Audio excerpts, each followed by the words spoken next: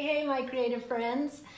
I'm Shannon from Shannon's Studio, and we are here for Creative Life Tips, but specifically on Friday, we do Free for All Friday. So Free for All Friday is where we just kind of do something maybe uncomfortable, spontaneous, something that is just different. I hopefully involve you, which this week we did naming the fabric. So that's what we're going to be doing tonight. But hey Trisha, and I'm sorry about that card that it printed. I mean, that's why I test things. Trisha ordered the Valentines cards, and the thing that was supposed to be on the back is on the inside cover. So dang it. And I will go back and fix that file, but you know, that's why I test, and that's why I kind of I have to warn you because I didn't test it. So, okay, first off, happy Valentine's Day as well. We have a family tradition that we've done for a very long time. I think 20 plus years. Hey, Joan. For 20 plus years where I would get, put out on the table a little gift, a little something, some treats for the kids when they got up Valentine's morning. And so then they got, all this attention in the morning. They had the fun and send them off on their day, being loved and loved on. And then in the evening time would be Alan and my time. So we would have the parent time. And that worked out really well for us. And I didn't, when you start a tradition, sometimes you just don't know where it's going. You don't know how it's going to turn out. You don't know if you haven't done it before, if you're starting a new tradition. And it's really interesting because I remember Layla telling me how much she loved Valentine's Day, and her roommates and the people around her, roommates, didn't like it. And she just was surprised that they didn't like it because you got things in the morning and you were loved. And even last night, Cassie was talking to me that she said that she remembered the morning, Valentine morning, and then just loving it and just being excited. And she was so excited about Valentine's Day, and she decided to go out last night at the last minute and get some treats for her roommates and make up little bags for them. And so the tradition lives on, and we morph tradition sometimes to fit our circumstance. And I'm so glad they did, and I'm so glad that was one of the things that worked out, and that they felt loved, and that they have had that association and experience with Valentine's Day. So let's see. I think we're going to get to the naming of the fabric, and then we're going to do the marriage and love with the boyfriend. And so, but I just have to say thank you for doing all the naming things, because that's not, like I said, it's not my strong suit, but I can see a good name. When I see it, it's like, oh yeah, those are good. So there were tons of good choices. So what I did is I pulled out a couple of them, mostly something that I might think would fit the Love Letters title of the collection, or it might have been shorter, or it might have, just tied in better with the other thoughts. So I kind of pulled out the 2 or 3 and then had you guys vote on them. And so I'm going to just go through them. So, and the first one, it's like the first one was the main one, and Allison put in Layla's bouquet, which, of course, I don't even know why I put in full bloom, except for the fact that Tamara put it in, Doris put it in, and I really liked it. I really liked the name, so I put it in. But then afterwards, when everybody was voting Layla's bouquet, I just thought, oh yeah, why did I do that? But I did. Samantha says, hi Mom, hi Sammy. Okay, so that Allison did that name. Then there was the next one, and what did we pick? Oh, Trisha, Peony Parade. Peony Parade. I just like that idea of little marching peonies. I just liked it. And actually, this was a tie. It was a tie between Perfect Peonies, and so I got to be the tiebreaker, and I picked the parade because I could just see, this little marching. So then we have, what do we have this? Jessie put down Cottage Rose, and you guys chose Cottage Rose. So it's the little baby roses. So Cottage Rose. And then we have, and then I picked this one because I feel like The collection has the title, Love Letters, and I feel like there's a fabric in the collection that should be named the title. And then this one, when I was going through and some of you put Love Letters as some of the titles, I thought, oh, you know what? I'll choose this one and we'll go for this because that made sense. I think you guys would agree with that. And then this one made me laugh because Trisha kept saying in a private message, it should be capitalized because the letters are capitalized. She thought, I still should be capitalized. So it is Letters of Love, Allison. Now Allison's a wordsmith. Allison is a teacher and isn't she an English teacher? I think she's an English teacher. Yeah, pretty sure. And so words are her thing. And so don't feel bad because she got 2 of them. So Letters of Love was that, though capitalized made me laugh. Then we have this, and this one, these little purple ones, they're really kind of, I really like those. And purple's not my color. Purple's Jessie's color, one of my daughters. She likes purple. So this one is Polka Berries. I thought that was funny. Meg put that one in, Polka Berries. And then we have, I think, was this the tie? No, this wasn't the tie. This one is Love Bugs. Rose, you put that in there. Love Bugs. Oh, Rose is at lunch today. She messaged me and said, I'm not going to be able to come. I've got work at that time. Okay, Rose, but if you watch it again, there you go. And then the last one is Reading Between the Lines. I thought that was kind of fun. And I kind of thought that when you write a love letter, it's kind of like you're reading between the lines sometimes about what's being said. So that was from Marin. That's a gal that helped sew some of the clothes. So Marin, reading between the lines, like that. That was a tie actually too. It was a tie with aligned to you. And so I was the tiebreaker. And then it seems like, oh, the love letters one that I picked, I shouldn't say I picked it. Erica put it on there. She put it on the list first, and then Jessie made some comment about it, and I don't know if she was just making a comment about Erica's, or if she was adding that name. So Erica and Jessie were the ones who picked the name, and I'm the one who just kind of said, oh yeah, that works.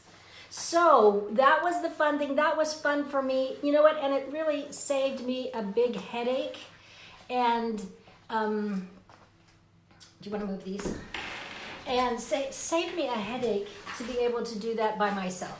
Because I just, like I said, it would have kind of stressed me out to go, oh, what should I do this stuff? But it didn't stress me at all. It was fun. You guys are fun. You're creative. And I just thank you again for being a fun bunch of creative people. Okay, so gonna invite the boyfriend in. So this is my husband, the boyfriend. Hi. We've known each other for how many years? How old are you? 57. So we've known each other over 40 years. So, yeah. So, okay, I'm going to have him just tell a few things about us. Just a little background about us and our marriage. I didn't tell him exactly what I was doing. This is totally unrehearsed. So. We did go out to lunch today. And we did talk about some of the things, and we kind of came away with not a huge plan. But that's Free for All Friday. I don't remember this question. It wasn't. I didn't think of this question. Sammy says, hi, Dad. Hi, Samantha. Okay, so yeah, just tell us a few things about us that, I don't know, some people might not know us. Well, like Shannon said, we met a long time ago. I was 18, Shannon was 15, and she was interested in somebody else, and so I asked my brother to find out if she'd go out with me. I was such a chicken. Anyway, she did, and so I ended up with the girl. It's great. Okay, so, and we've been married 37 years, gonna be 38 this year. And who knew? When you're young and you're going on a date to Disneyland, your first date to Disneyland, you kind of just don't even think about, I'm going to spend the next 37 years with this man.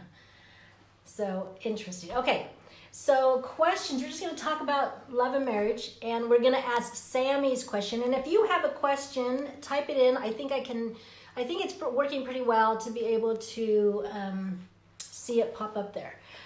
Coy and I are joining you too. It's kind of like a little party, a little reunion. Okay, so the first question Samantha, our daughter, put in is, how do you regain trust in a relationship when someone has been hurt somehow? And we did talk about this one a little bit today. And you had a great answer. I can't remember what I said. What did you say? Well, you actually taught me this one time about how we make emotional deposits and emotional withdrawals, and that I think you were teaching me this because I had been making a lot of withdrawals. It's Stephen, I think it was Stephen R. Covey's book. I think maybe somebody else remembers if it's Stephen R. Covey's book that talks about that. That's where I got that from, I think. Yeah, and so when we hurt someone, we've made a pretty big emotional withdrawal, and if we haven't already put in lots of deposits, then we're going to be in trouble, and it may take quite a while to make enough emotional deposits to win yourself back into the good graces. Into the out of the red and into the black. Yeah. Okay. And what did I say? I said something about. I don't know. Probably something like "you can be taught." No, you said that. I remember you said that. I can't be taught. And I think also that kind of goes to the where you are the offender. You've done something wrong. But this is something you taught me, if you're the offended. So if you're the offender and you've done something wrong, then doing more emotional deposits would, helps out balancing out the relationship. But then if you're the offended one, the one that something was done to, I think this is what you taught me, to let it go. You just got to let these things go. I remember you saying, and also, I don't make you feel this way. I remember you would say, I'd say, oh, you make me so mad. And he goes, I don't make you mad. And I'm like, yes, you do. And then she'd get even more mad. Yeah, you're making me more mad. But I remember those two things. I don't make you mad, and it's true. I'm in charge of my own feelings. I'm in charge of what I choose to feel. So by virtue of that, yes, he wasn't making me mad, and I chose to be mad at what he was doing. And then the second one, letting things go. You just letting it go and truly letting it go. Like not letting it go, but harboring it in a pocket. And sometimes, you talk about things, and just because you talk about things doesn't mean that it's still tied to the emotionalness. Did I just make up a word? You just made that up, yeah. That's pretty cool. Okay, I can do that. This is my own free-for-all Friday. I can make up words if I want. So it just not tied to the emotion so much. Okay, so I think there's two sides to that. The offender that hurts somebody and the offended that gets hurt. So Sammy, is that answering your question? Joan says, looking good, you two. Sure miss you all. Jonica, I miss you too. Joan is Alan's cousin. Hey, cuz. Feel free to come to Sweden. Oh, yeah. Scoot this way a little bit more so you're in there. I feel like you're kind of falling off the edge. Okay. I'm probably falling out of my chair. I'm usually asleep by now. No, he is usually asleep, so I kind of feel very privileged that you're up. Okay, another question is and this is my question. This was my question to Alan. And there's loves popping everywhere, Joan. This was my question to Alan because I was thinking about it. And I asked him, what do you want our kids to take away about, let's first look at Sam. Sam says, love that. Gotta learn to let these things go. I know, say it in your voice. No, I can't. Okay, do that right now you can't do it. Because that's exactly... It's from Mulan, one Eddie Murphy's Mushu character. Everything is falling apart, and you just gotta learn to let these things go. Yay, he did it. That's what he does when we're doing things. And you know what? We've talked about this before, where humor is a key thing to develop in a marriage. Because then sometimes, we'll be doing something's irritating us, and then we will do something, and one of us will say something. You did it the other night, and I was just like laughing my head off because things are so funny. It's kind of a proven thing. If a guy can get a girl to laugh, he can get her to do a lot of other things. Great. Great. Hey, Mary. Hi, Mary McGinnis. Oh, I love Mary. Nice seeing you, Mary. Okay, so back to the question. I wanted to know, what do you want our kids to take away about marriage from ours? So what's the thing you want them to have looked and take away and go, okay, that's something I want to take with me? Well, I think I want them to, well, I hope that they could see how much that we have loved each other. I also hope that they recognize that it's not always smooth sailing, but that you can get through that. I love my parents a lot, and they did some wonderful things for me, but I didn't think there was ever supposed to be a disagreement in marriage, because I never really saw that. They kept that very far from us. Very tight. And so I was very sheltered that way, and it was a little scary for me at first. We express feelings in our family, and very loud sometimes. Now we just call them lively discussions. They're not fights, they're lively discussions. So that was something that you didn't know about. Yeah, but I hope our kids recognize that even though we had several lively discussions while they were at home, sometimes more than others, that those things can be worked through. Yeah, I think that's one of the videos I did during this love month, from the first to now, was to have the hard discussions, to have the hard conversations. And those are those kinds of things that you have to talk about things and to address things so that they don't fester, so that 25 years has gone by and then now you don't want to have anything to do with each other. And to me, that's a tragedy. I just go, how, the quality of life that you can have if you nurture your relationship, if you work through the things. I mean, because you're two people, imperfect people. Though I really thought you were just like top shelf. That's probably why there were some problems. You were so young. You were so impressionable. And you believed everything I said. She was so gullible, it was great. I was so She's gotten gullible. over that. I have gotten over that. Okay, do you remember what I said I wanted to take our kids to take away? Well, we talked about how we feel like that in our marriage we've actually tried to put God first. Oh, that's right. And then our commitment to each other. But if you put God first, then your commitment to each other is going to be a very close second. And so it really helps when you're in those difficult times to remember that your commitment is not just to each other, but it's also to God. So when you have those really difficult times and think, oh man, how can I do this? You think that? You also think, how can I not do this? Is there any other option? And I know for some people there's circumstances that just go beyond what can reasonably be dealt with, and I don't want to guilt trip anybody that if their marriage didn't work, that somehow they failed that way. Some things just go beyond our control. But I'm generalizing and hope that this is what's worked for us. So. Yeah. Okay, Tricia said, Shannon, do you still think he's sexy even in his old man glasses, Coy? Yes, Coy, I do. He does, yeah, he has, the transition has been hard to go to glasses because he's had like eagle eyesight. He's been able to see forever. And, I've been blind forever, so it's like no big deal. But for him to go so long without glasses and then that transition, it was a hard transition. But I forgot you guys wouldn't have seen him. There we go. How's that? You wouldn't have seen him with glasses. That's funny. Let's see. Okay, now if you guys have any questions besides the glasses question, Koi. Okay, here's another question you don't know about.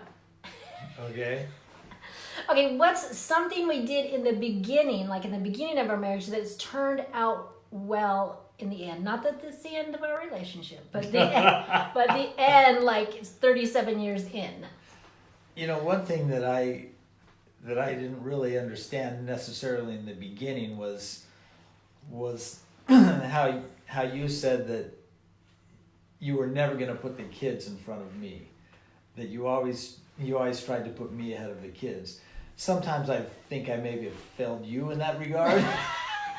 We won't tell. We won't tattle here. But that's been really good. In fact, Joseph, he realizes that I'm number one, but he knows he's a very close number two. Yeah, that's true.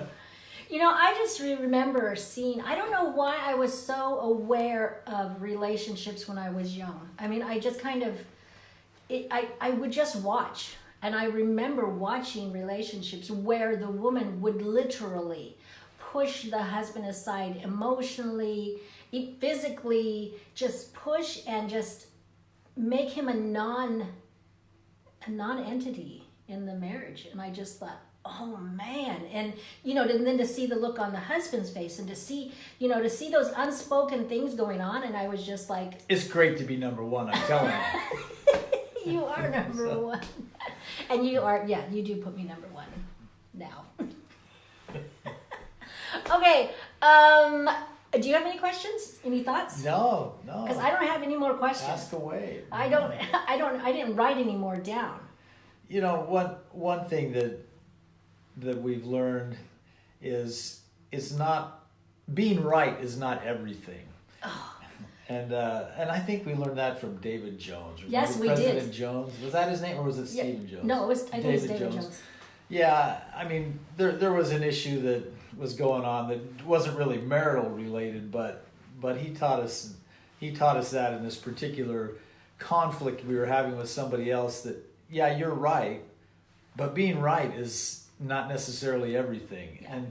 And you're gonna be right about a lot of things about your spouse, but really, does it really help to point out how right you are? Probably not so much. I remember when he gave that talk, and I remember he said that, and I'm like, it being right is too everything. I do. I remember that thinking, he's wrong, but something in my head, and I know what it is, the Spirit kind of like freeze framed that moment, stuck it in there deep in my head, and said, think about this.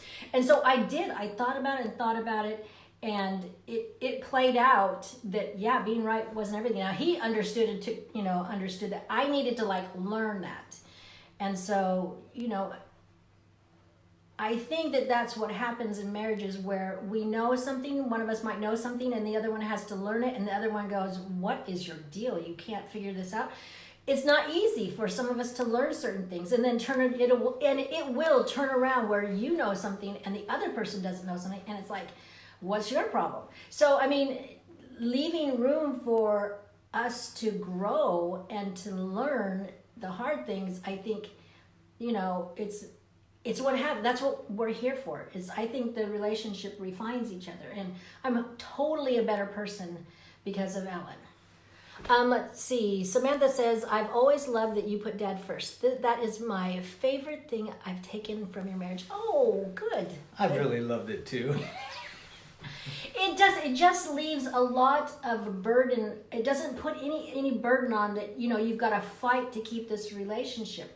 That you're number one, and that you're going to meet. And number one means, you're going to meet their needs. You're going to, show deference to them, that in the meeting of all the kids' needs, that you're still concerned about the person who's with you, the person who's standing next to you.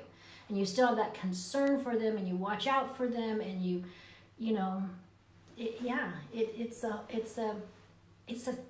it seems like a silly thing, but it's not. It's not a silly thing. So, and if he has some needs, that this is like a line in the sand for him, that this isn't going to work, So I'm gonna just say it, say things. Like I would like Margaret and I, my friend, we would hike the Y Mountain. Do you remember this? We would hike Y Mountain, and then Margaret, couldn't do it for some times, or I wanted to go more. I can't remember what the reason was, but I wanted to go hiking. I wanted to go hiking up the mountain by myself. It was like, I can do this by myself, but Alan was just like, no, you didn't want that. I read the news. So he was just like, no. And it was like, okay, logically I can do this, but he has a need here to feel like I'm okay. And this really sends you over the edge when he would think, I would be out there and he couldn't protect me.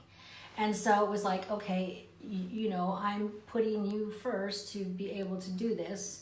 And so I didn't hike Y Mountain by myself, did I? That's right. Bryce, I love you, Bryce. Bryce is our nephew, and he is doing awesome. Jumping out of airplanes and stuff. Perfectly good airplanes, just flinging himself out into space. Wild. So Bryce, do you have a relationship going on, Bryce? We don't know, but just confess to nothing, admit private nothing. Message. I love Bryce. He's a great kid. Great kid. Hey, I kind of hate when they grow up because then they leave home and they go do their own things. I do like that. Don't get me wrong. I love it. They pay their own bills. It's great. So yeah, I mean, that's the process and everything. But I remember when Bryce came and he was at our house and he could come and he didn't have cares and he didn't have responsibilities and it's just fun when your family and they're young like that and they can come over, and I kind of miss that. Okay, everyone. No more questions? Then that's just our thoughts for Free for All Friday. And we are we'll just kind of make up Free for All Friday as we go. But I just thought since today was Valentine's Day, I would have my boyfriend Valentine come in and we just, talk about love and talk about marriage and talk about things. And really, I think, being married, I think is one of the greatest things. And who thought putting two, people who don't know each other together, thinking that, like all the time together, 24/7 together sometimes, and knowing and thinking that they would turn out okay, that they would like grow and build something that was just amazing.